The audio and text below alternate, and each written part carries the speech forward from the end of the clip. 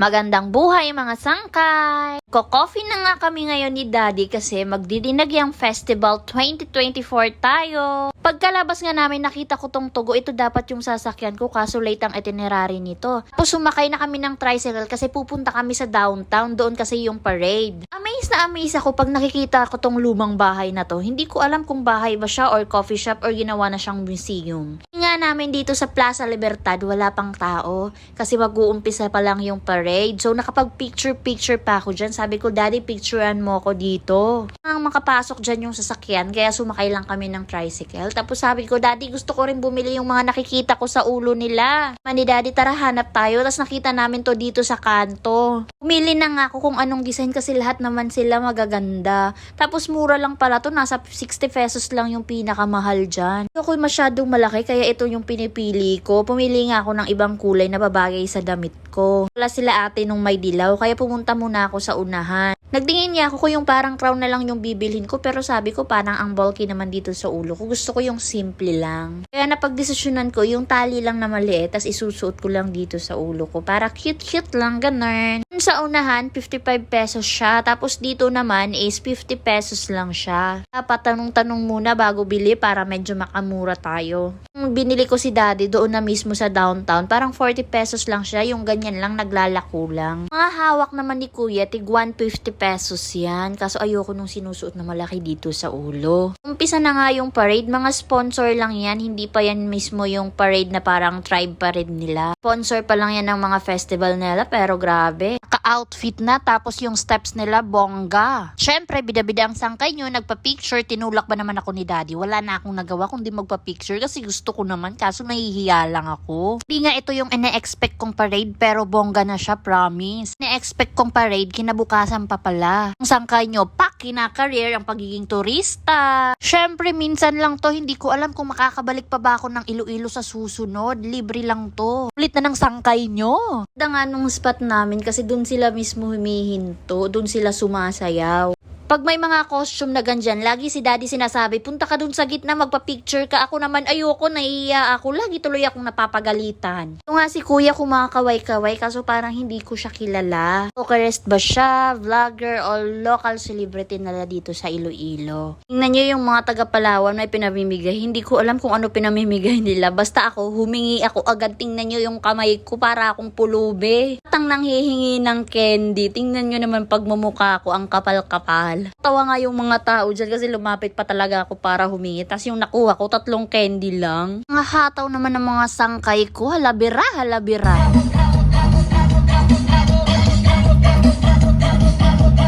Pati nga kami, nadala kami kaya nakisayaw na rin kami.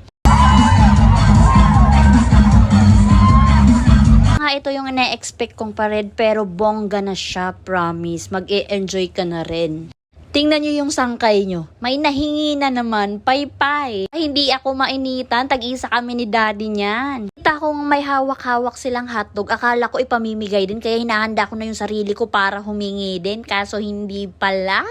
Ibang mga sponsor, may mga mascot sila, pero yung iba wala, pero todo outfit naman sila. Hindi ko nga in-expect na andito rin si Jollibee. Ako kasali lang sila sa parade, pero walang mascot na Jollibee. Tapos pagtingin ko, sabi ko, oh my God, Daddy, si Jollibee andyan! Hiya pa nga akong magpa-picture, pero tinulak na ako ni Daddy, wala na akong nagawa, kundi tumakbo na ako papunta kay Jollibee. Tingnan nyo naman yung reaction niya!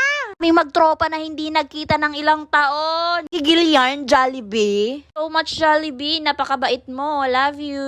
Nga rin si Minnie Mouse, naka-Chinese outfit pa siya. Tingnan yung bata, sayang-saya na naman. Kaya nagpa-picture na ako. Parang kulang sa paligo si Minnie Mouse, kaloka. Yung sinabayan din niya ako sa pagsayaw. Ang jolly-jolly naman ni Minnie Mouse, parang si Jollibee. Diba? Arriba, arriba. Tingnan nyo yung sayaw niya. Haba-haba pa yung downtown, kaya linakad na namin kung ano pa yung mga makikita namin. Bawat kanto pala may mga food stall tapos may stage. Ang daming pagpipilian na pagkain, pwede kang mag-snack, kumain, uminom. Lahat ng klaseng pagkain na pwede mong pagpilian. Papasok sana kami para kumain pero sa sobrang excited namin umikot, hindi na muna kami kumain. Pinili pa namin muna umikot ng downtown para makita pa namin kung anong nangyayari sa buong downtown. Baka may mga event pa na mas maganda doon. Kalat nga din itong mga naka-costume ng tribe. Hindi kayo magpa-picture sa kanila. Aabot lang kayo ng barya, kung 5 piso, 20, any amount naman kasi donation lang naman siya. Hindi namin pinalampas, nagpa-picture din kami, nagbigay lang kami ng 10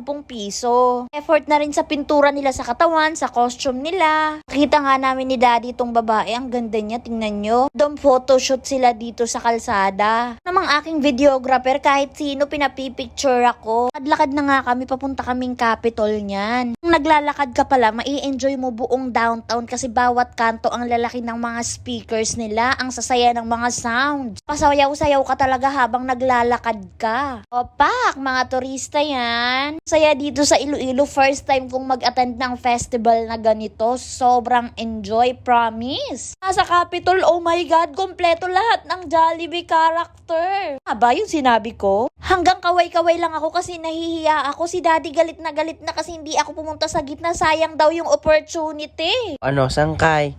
Nakapag-picture ka. Yung hiya-hiya mo. Tawag nga yung katrabaho ni Daddy kasi sabi nakita daw kami nung boss niya. Punta kami kung nasan sila, nandun pala sila sa hotel, nakikita nila kami sa kalsada. Daddy, okay ka lang? Tulale yan. Pati nga namin ay pina-order na kami ng food. Abay, si Gracia, libre na naman ulit. Thank you po sir, God bless po. Hindi lang yon, binigyan pa kami ng room dito sa hotel. Saan ka pa? Grabe ang sponsor namin ni Daddy. Nang tanggihan ang Gracia, libre yan. Ikaw ba naman? Tatanggihan mo pa? Ito nga pala yung room namin, tapos pagbaba nito, dito na mismo sa downtown. Katapos nga namin ni Daddy mag-room tour, umikot na naman ulit kami sa downtown. This time, si Mickey Mouse naman yung nakita ko. LQ ata sila ni Minnie Mouse, hindi sila magkasama.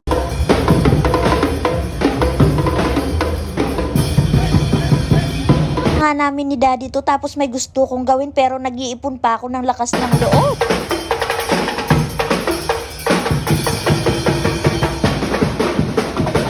Salamat sa panonood!